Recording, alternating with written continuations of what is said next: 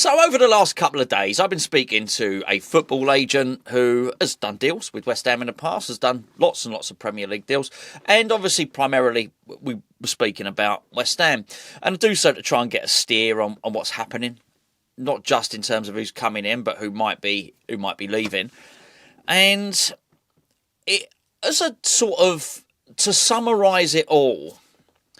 I couldn't help but be frustrated with West Ham, and in particular be frustrated with what's not really happened this season to benefit us ahead of next season. Hold on, I've shrunk. There you go. That's better. I've still not got my chair regassed, by the way. I am going to do it at some point.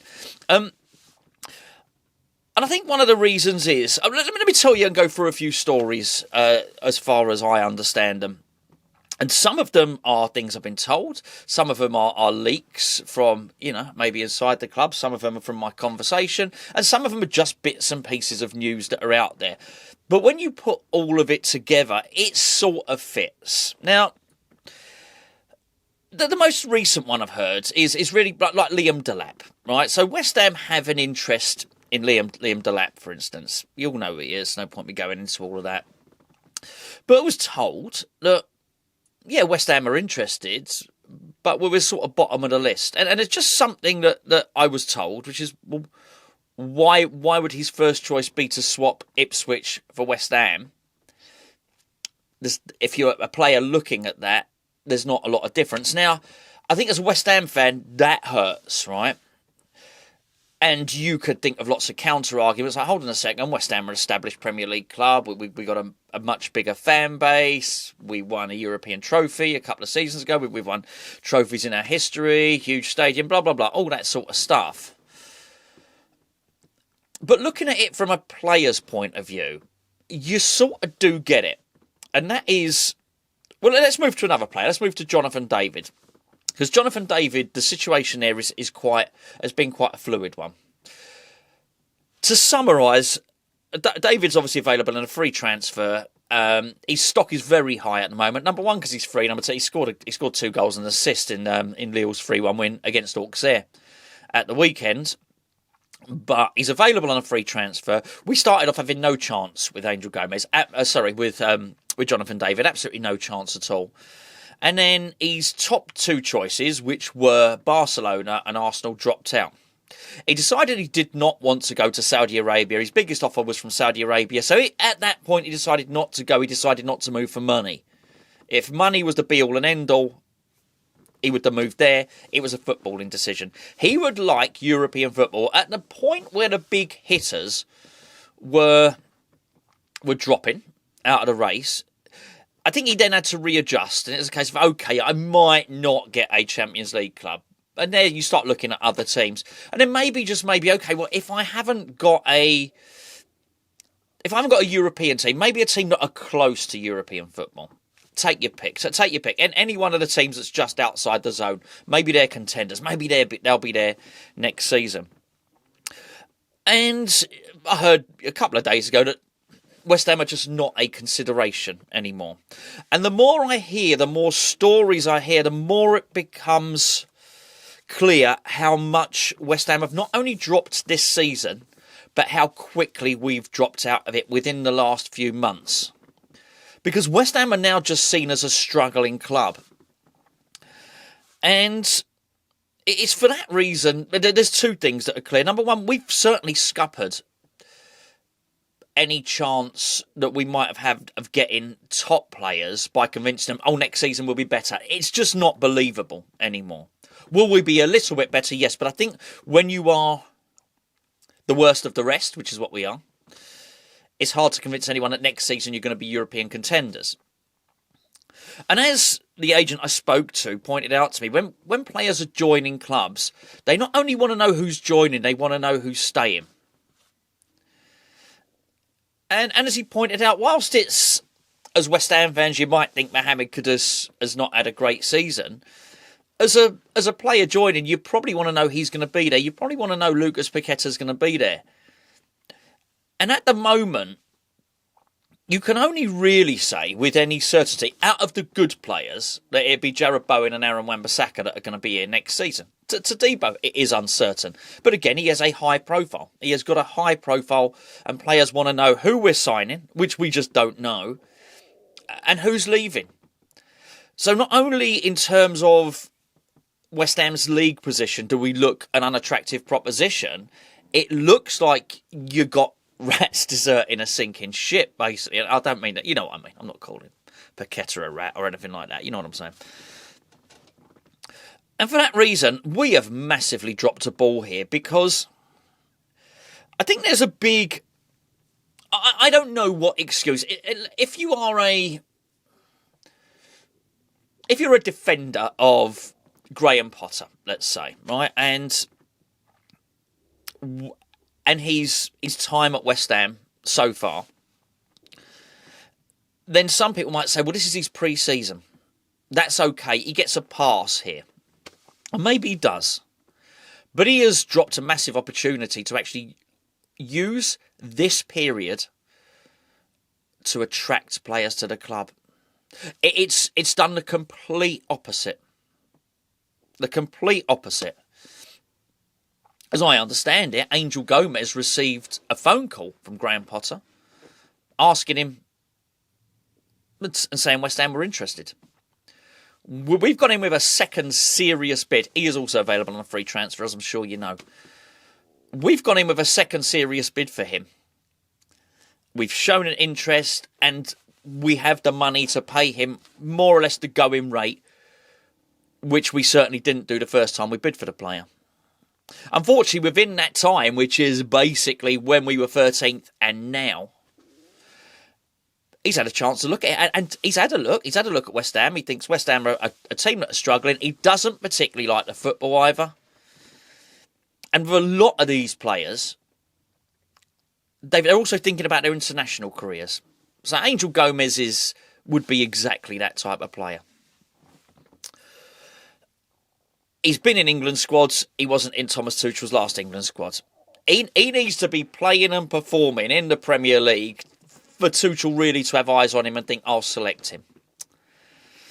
But that's not the only problem that West Ham have got with what's happening this season. Before I go into that, can I please point in the direction of today's video sponsor, who are Match Bingo. Surely you all know about Match Bingo by now. Match Bingo is a fun game that you can play, or if you like, plays in the background whilst you are watching West Ham play. Not just West Ham. Match Bingo cover every single Premier League game and a lot of other sports besides. What it is a mixture of bingo and football. Rather than you having a bingo card with numbers on it, you've got events that happen in a football match. Throw-ins, shot on target, shot off target, that sort of thing. You're given 15 things randomly in 3 rows of 5. If you complete a row, the first person to do that wins a prize. Second person to complete a row wins a prize. First person to get a full house wins a prize. Second person to get the full house wins a prize. We've had well over 200 winners on Hammers Chat now, just from you guys who are playing the game. So much so that we've stopped counting.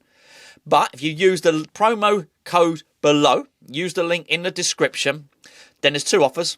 Deposit a tenner, you get another tenner free, or buy 4 cards and you get the 5th one free. Cards are only £2 a pop, by the way. So you can play any one of these games just for £2. Check it out. The link is in the description below.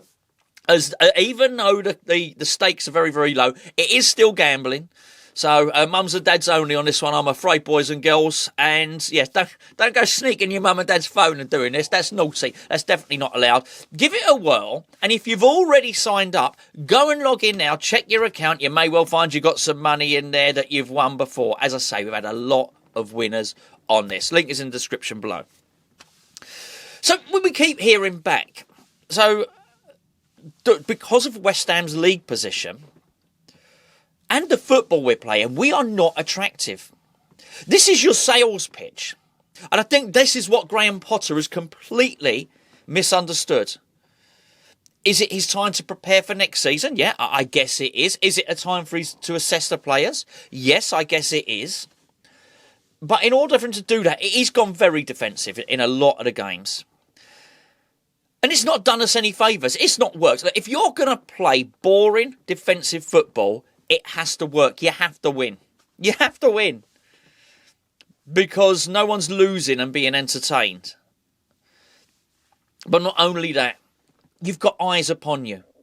So whilst one of the things is true, so okay, you're going to assess your squad for the business you want to do next season. That makes sense, but actually it makes no sense if you want to do business next season or in the summer if your advertising board, which is what your games are going to say that this is, we're struggling, we're defensive. Because then you just have words. And I think this is what's happening. Potter's been very, very proactive speaking to people. So he can say the words, he can say to, I don't think he's spoken to Liam Dap, but he can say to Jonathan David, he can, or the rumours are that Jonathan David's agent has even been to a West Ham game. I don't know whether he met with Potter. I just don't know. Certainly I know Potter has spoken with Angel Gomes. And I'm sure there'll be other players there. He can say the words, next season it'd be really good. But that's a tough one, isn't it? I think if you're a cook and you're constantly offering up burnt samples, there comes a point after when you say, oh, actually, the next one's going to be really good. The next thing I bake is going to be, sorry, I'm about to go on my baking because, as you know, I'm on a diet. It's on there. It's in my mind constantly. There comes a point where you're just going to stop listening. You're going to say thanks, but no thanks. I think that's what's happening at West Ham at the moment. I think West Ham needs to get a bit realistic with our transfer targets. It has to be said. I am in no doubt that West Ham, even if we didn't make the bid, we were close to making a bid for Samu Agahawa Amorodian. Or it might be the other way around. You know the guy. Spanish international striker. He's at Porto. He was at Atletico Madrid. We had a chance to get him last summer for less than 20 million. We didn't bother. Now he's worth about 80 million euros. West Ham want him. Not only did West Ham want him, West Ham made a bid for him. Or are going to make a bid for him. Now, either that bid was rejected or we were given the brush off, which was no. And the feedback you get off of this stuff, particularly the good players, is West Ham. He's not going to go to West Ham. And it is that it's good to have ambition. I'm not saying you shouldn't have ambition, but you certainly need a little bit of realism. Whereas that time for getting those players has gone. That was last season. We hadn't qualified for Europe, but we'd changed our manager. We were just off the back of a European campaign. We'd got to the knockout stages 3 times in a row. You could have believably said to a player coming in, look, we missed out on European this year, but next year we'll be in. Because don't forget, these players, be it Lucas Paqueta, Mohamed Kudus, Todibo, any one of them, they joined for European football. And you might believe, I'm not saying all of you, I know a lot of people are as worried as I am, but you might believe, or one might believe, that West Ham next season are going to be much better and on the cusp of doing great things or improvement. But we're West Ham fans. You can't expect a player to believe that. They're just going to look at the evidence. They're going to look at the evidence. They're going to look at how you're playing and say, well, you're crap. You're crap. Not only you're crap, so hold on a second. This is what I'm saying. Hold on a second. You're crap now, but Lucas Paqueta's going to probably go if he gets acquitted. It's the only reason we keep Paqueta is if they keep that hearing dragging out. And they're not going to be able to do that indefinitely, you would imagine. Hold on, Kudus is going to leave. He's basically 3 or 4 of your best players are going to leave, but you're going to be better. Well, that's a really hard sell to a player. Really hard sell. And it's been, if I'm honest, quite depressing listening to, some of the stuff and some of the reports. And just here we're linked to these players and we can have very grand ambitions. They're very hard to hear that a player that, that maybe Liam Delap, we're bottom of Liam Delap's choices. We are in the pecking order. We're a little bit above Ipswich, but ideally, if it could go and sign for whoever. I don't know whether Tottenham is serious. And to be fair, Tottenham are struggling. But the thing is with Tottenham have not yet gained the reputation. Tottenham are going to have some upheaval. I think most people understand that Ange is going to get the boot at the end of the season. And people know that in terms of their spending, Tottenham can be quite ambitious. It's very different to West Ham. West Ham are saying, well, actually, we're going to keep this guy. We're going to keep Potter. Whereas Tottenham are saying, well, you know what, we might go and pinch Marco Silva. We might go and try and get Iraola. But, they're looking around and they're looking at, because they always do that, don't they? They'll try and look at whatever, but be it a top coach or an up-and-coming coach or somebody, they'll look to change things, and they'll probably have £100 million to spend. West Ham are saying, well, we're keeping our coach and we're skint, and we've got to sell. I don't think Tottenham are saying that. Tottenham are saying we've got to get rid of all our best players. And West Ham aren't saying that. You know, Bowen, despite, funny enough, links with him and Tottenham, he's not going to go anywhere. Not yet, anyway. But you can understand if this continues, he's going to get annoyed. And at the end of the day, he himself he's going to want to play for England. If West Ham are like this next season, he doesn't get in the England squad either. So West Ham really, really need to improve. Really need to improve. But I do think before that happens, West Ham need to get real with their transfer targets and maybe target more promising up-and-coming players rather than these guys have already proven it. Because they're just not coming to West Ham. These international players, these Champions League players, do not want to come to West Ham. Football is fickle, of course. Unless you're a supporter. If you support a club, of course you're not fickle. You're with them all your life. If you're a player, of course. Some are fickle, some are mercenary, but some aren't mercenary. Some players just want to join a club for footballing reasons.